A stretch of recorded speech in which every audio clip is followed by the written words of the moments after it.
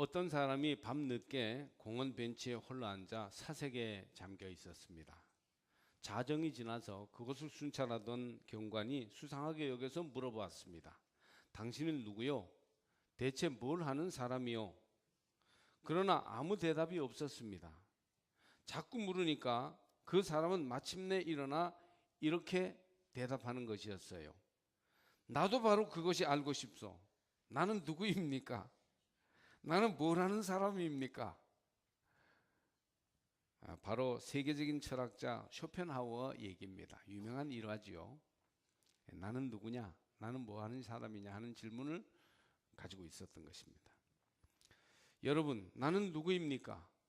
우리는 뭘 하는 사람들입니까?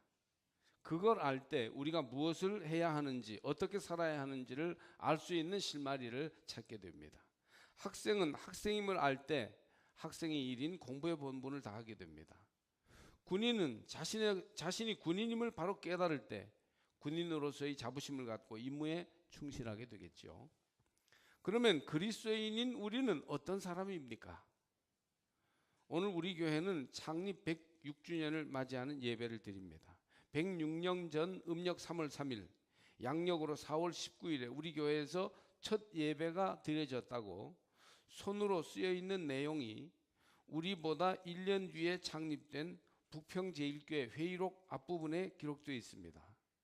우리 교회 회의록은 그것이 발견되지 않는데 좀 유감스럽습니다만은 다행히 우리 동생 교회인 북평제일교회 회의록 앞부분에 앞서 1년 전에 3월 3일에 이제 삼척교회가 예배를 시작했다고 이렇게 그 기록이 되어 있어요. 저도 그 복사된 내용을 보았습니다. 그 후에 발간되는 조선감리회보 초기 내용들을 보면 지방이나 연회의 소식들을 전하는 가운데 삼척교회의 이름이 지속적으로 나오는 것을 확인할 수 있어요. 그러다가 이제 어느 시점에서 삼척제일교회라는 이름으로 개명을 하고 오늘에 이르게 된 것입니다. 김한달 전도사님은 우리 김은수 장로님의 고조 할아버지 되시죠. 당시 삼척군 북평 지역의 대갓집 진사댁의 큰 아드님이었어요. 우리 김은수 장로님도 어릴 적에 굉장히 토지가 많고 부자였다고 합니다. 그는 선교사와 매서인을 통하여 기독교를 접한 후에 구원의 진리가 있음을 깨닫고 가정에 전도하려고 애썼습니다. 그러나 당시 기독교는 서양 귀신이라 하여 집안 망친다 이런 오해들을 많이 받고 있었기 때문에 반대가 만만치 않았어요. 그러던 중 삼척의 처가에서 동조자를 얻어 이 처갓집에서 예배를 드리고 예배 처소를 정하게 되는데 그게 이제 음력 3월 3일이 되었던 것입니다. 삼척에 들어온 기독교는 두타산 언저리에서 흘러내린 물이 50천을 흘러 동해로 감겨드는 아름다운 거울 이 삼척에 들어와서 많은 이들에게 희망과 은혜의 소식이 되었습니다. 삼척교회는 한 번도 역사가 중단됨이 없이 일제의 압박 속에서도 굴하지 않고 그 역사를 이어왔습니다. 첫 유치원이 세워진 것도 우리 교회요. 순교자의 시신을 모셔 기념비를 세운 것도 우리 교회이며 강원대의 전신인 삼척공전의 수업이 처음 이루어진 것도 우리 교회라고 오래 옛날 분들은 기억하고 있습니다. 학생회와 교회학교가 번창하여 다른 교회의 모범이 되었고 사경회와 연합집회, 지방회 등이 주로 삼척교회에서 모였습니다. 후에 중앙에 진출하여 큰 일을 하셨던 많은 사람들이 우리 교회에서 학생회를 다니고 교회 언저리에서 잔뼈가 굵은 이들이었습니다. 누구라 그러면 다 알만한 분들도 있습니다. 그분들 가운데는 삼척제일교회 그 안에 있는 교우 여러분, 자랑스러운 역사의 후예인 여러분, 여러분은 누구십니까? 오늘 거룩한 창립주일에 우리가 누구인지, 우리는 스스로를 어떻게 규정해야 하는지 복음 속에서 듣기를 원합니다. 요한 1서는 사도 요한 신앙 공동체에 속한 요한의 제자 중 한 사람이 쓴 책입니다. 그래서 그냥 그 저자를 요한이라고 부르기도 하는데 실제로 사도 요한과 동일 인물일 가능성은 없습니다. 요한복음과 그 사상과 내용이 통하는 가운데 오늘 본문에서 우리가 누구인지를 가르쳐 줍니다. 이 말씀에 귀를 기울이고 그리스도인의 자의식을 분명히 가지셔서 그리스도인다운 그리스도인, 하나님의 교회의 거룩한 성원으로서 부끄러움이 없는 그리스도인들이 다 되시기를 주의 이름으로 축복합니다. 우리는 누구입니까? 첫째로 우리는 하나님의 자녀입니다. 예전에 교회 학교에서 부르던 어린이 찬송가 중에 이런 곡이 있습니다. 우리는 모두 다 하나님의 자녀, 얼굴은 달라도 하나님의 자녀, 생각은 달라도 하나님의 자녀, 다 같이 믿는 하나님의 자녀. 옛날에 교회학교 교사 하신 분들은 그거 기억난다 하실 분들이 있는데, 제가 지금 보니까 여러분 그게 뭔 노래야? 그런 눈치십니다. 어쨌든 하나님의 자녀, 얼굴은 다르고 색깔이 다르고 출신이 다르고 취미가 다르고 성향이 다르고 좋아하는 것이 다르고 성격이 다른 그 모든 사람들이 믿음 안에서 모여서 하나님의 자녀가 되었고 하나가 되었다는 것입니다. 하나님의 이름 아래 하나님의 거룩한 계보 위에 우리가 세워진 사람들이라는 겁니다. 우리는 다 부족하고 연약한 약점을 많이 가진 인간들이지만 하나님의 이름과 권위 아래에 있는 하나님의 자녀이기 때문에 거룩하고 존귀한 자들입니다. 어깨를 펴시고 우리가 얼마나 거룩한 사람인지, 얼마나 존귀한 자들인지를 기억하시기 바랍니다. 오늘의 본문 1절은 보라, 아버지께서 어떠한 사랑을 우리에게 베푸사 하나님의 자녀라 일컬음을 받게 하셨는가. 우리가 그러하도다. 그러므로 세상이 우리를 알지 못함은 그를 알지 못함이다 라고 외칩니다. 우리가 누구입니까? 이 질문에 대해 요한 1서의 저자는 우리는 하나님의 자녀라고 분명하게 말합니다. 여러분, 하나님의 자녀라는 말을 들으면 가슴이 떨리고 설레십니까? 그렇지 않아요? 전혀 느낌이 없습니까? 사실 오늘날 많은 그리스도인들이 자신이 하나님의 자녀라는 사실에 감격과 기쁨을 잃어버렸어요. 그동안 너무 많이 감격해서 이제 진정된 것일까요? 아니면 그 사실이 얼마나 놀라운 일인지 아직 깨닫지 못한 것일까요? 아버지께서 어떠한 사랑을 우리에게 베푸사, 여기 1절에서 하나님의 사랑을 어떠한 사랑을 이라는 감탄 표현으로 말하고 있습니다. 영어 성경에서는 NIV라는 성경을 보면 How great is the love, 그 얼마나 위대한 사랑인지 라는 뜻입니다. 원어로는 포타포스라는 말을 쓰는데 그 본래 뜻은 어떤 나라로부터 어디서 온 그런 사랑이라는 말입니다. 너무나 크고 놀라워 이 세상의 것이 아닌 다른 어디에서 온 것 같은 그 놀라운 사랑을 우리에게 주셔서 자녀로 부르게 되었다는 것입니다. 옛날 양반 가문은 그 가문의 후손이라는 것을 얼마나 자랑스럽게 생각했습니까? 예를 들면 강릉 김씨는 태종 무열왕의 후손이잖아요. 그런데 조선시대에 무슨 참판을 지낸 어르신의 몇십 몇 대 손이 바로 나요, 이런 식으로 말이죠. 은근히 자부심을 가지고 있습니다. 옛날 경기고나 이화여고 학생들은 어땠습니까? 얼마나 자부심이 있었나요? 시골에서 서울대 합격하려 치면 마을 입구에서부터 플래카드를 붙여놓고 칭송했습니다. 그런데 하나님의 자녀라, 하나님의 가문이라는 호칭은 이런 세상의 명예에 비할 수가 있겠습니까? 우리 모두는 보혈의 피가 흐르는 하나님 가문에 속한 자녀들입니다. 우리는 이만저만 존귀하고 위대한 사람들로 부름받은 게 아니에요. 저 높은 하늘에서부터 하나님이 우리를 당신의 거룩한 자녀로 부르셨습니다. 마태복음 8장 23절에서 27절을 보면 제자들이 탄 배가 풍랑 가운데 위기에 놓여요. 무서워 떨던 제자들은 주무시던 예수님을 막 깨웠습니다. 예수님이 일어나셔서 바람과 바다를 꾸짖으시니 그 무섭게 뛰던 풍랑이 아주 잔잔하게 되었어요.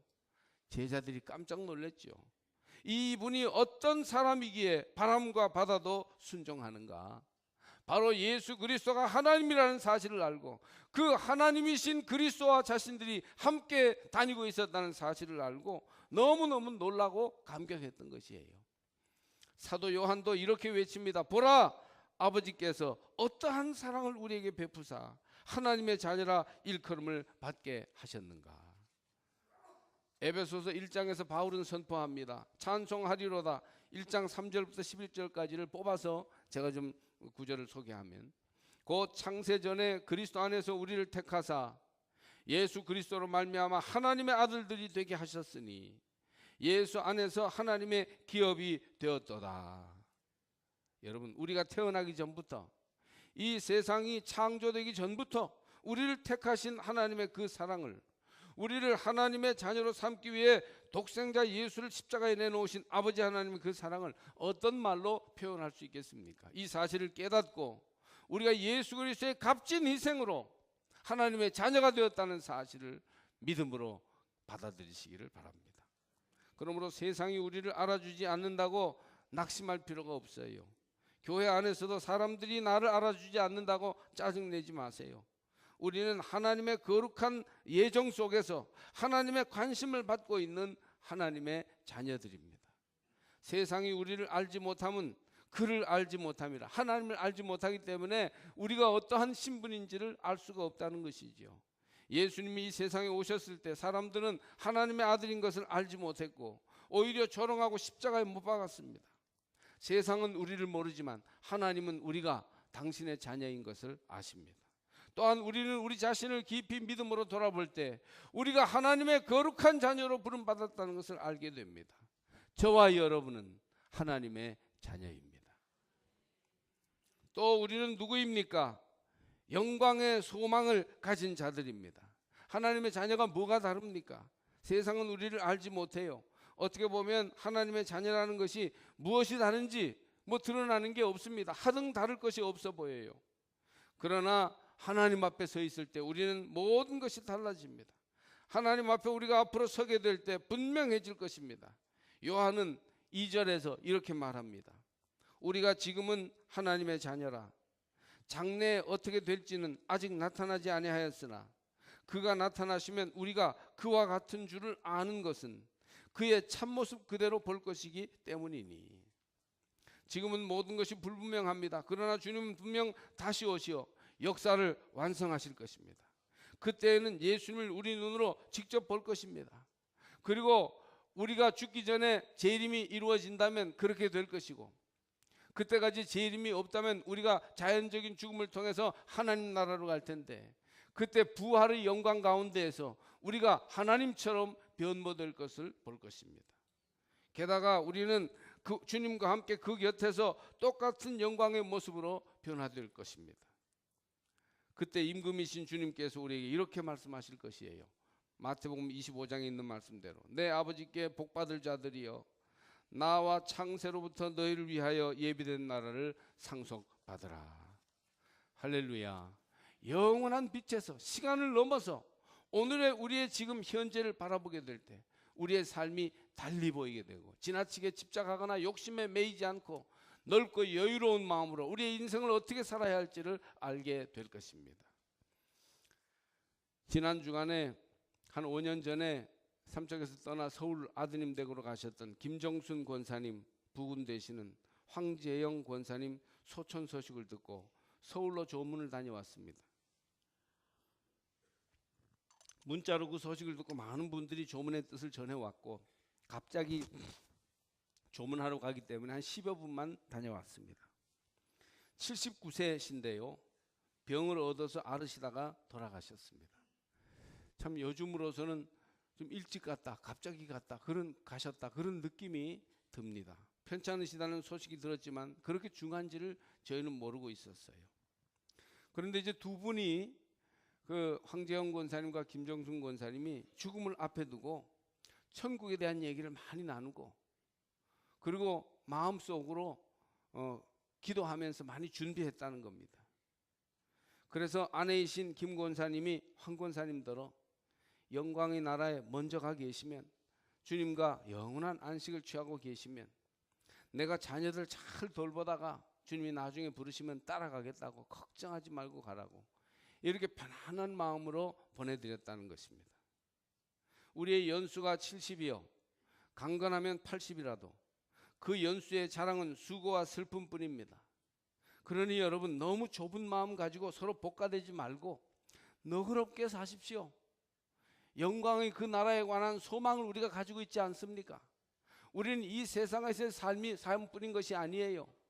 이제 죽음을 건너가면 하나님 나라에서 영원한 생명을 얻으며 이 땅에서의 수고와 눈물을 보상받고도 남는 그런 위로와 평강을 얻게 될 것입니다. 우리는 영광의 소망을 가진 하나님의 자녀들입니다. 실로 이 세상에서 우리가 붙잡을 수 있는 유일한 소망이 있다면 우리가 그 영광의 나라에서 직접 주님을 만나 뵙고 그와 같이 우리 존재가 변화될 것이라는 놀라운 소망입니다. 지난 106년 동안 우리 교회를 거쳐간 많은 믿음의 가족들이 있어요. 지난해, 지지난해에도 장로님, 권사님, 집사님들 중에 주님 품으로 안기신 분들이 있습니다. 저도 돌아보니까 지난 8년간 거의 100분 넘게 천국 환송 예배를 통해 보내드렸습니다. 조문하신 분들까지 하면 200~300분이 됩니다. 우리의 인생이 머지않아 끝날 것입니다. 노인들은 대기 상태시고요. 장년들도 그리 멀지 않습니다. 청년, 소년들도 금방 늙고 인생의 끝이 우리를 오라 부를 때가 옴을 기억하십시오. 그러니 하나님 자녀로서 영광의 소망을 가지고 계신 여러분, 그렇게 영광의 빛 아래에서 오늘을 기뻐하며 사랑하며 귀하게 사시다가 주님이 어느 날 호련히 부르시면 영광의 나라 천국 아랫목으로 다 달려가시길 바랍니다. 그런 소망을 가진 존재예요. 우리는. 그렇기 때문에 이 땅 위에 모든 것을 목숨 걸듯이 애지중지하지 않고 나그네처럼 세상을 때로는 관조하면서 영원한 나라를 바라보는 것이죠. 또 우리가 누구입니까? 우리는 자기를 깨끗하게 하는 자들로 부름받은 그러한 그리스도인들입니다. 그리스도인은 하나님의 자녀라는 자긍심과 주님과 같은 영광스러운 자리에 가게 된다는 소망을 가진 사람들이에요. 그러므로 세상 사람들과 같이 처신하고 행동해서는 안 됩니다. 어떤 때는 세상 사람들보다 더 마음이 좁고 째째하며 이중적이고 과격한 말과 행동을 하기도 합니다. 참 안타까워요.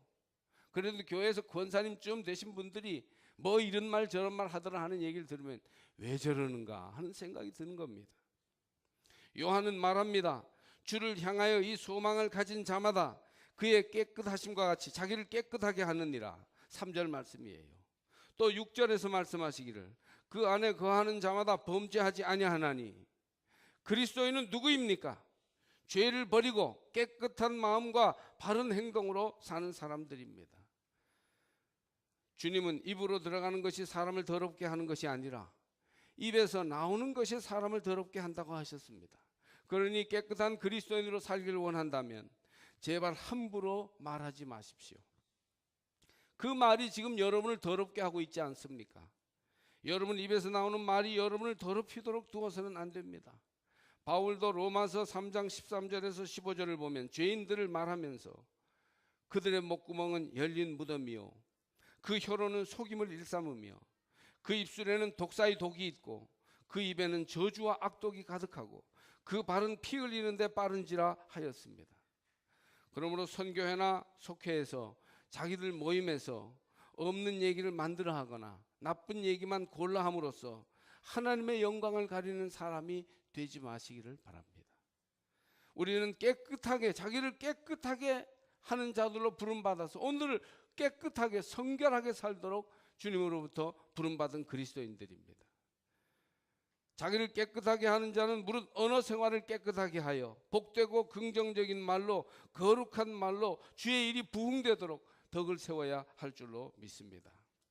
이렇게 자기를 더럽히면서 함부로 말하는 사람들을 보면 첫째로 믿음이 없고 둘째로 양심이 없으며 셋째로 철이 없는 것 같습니다.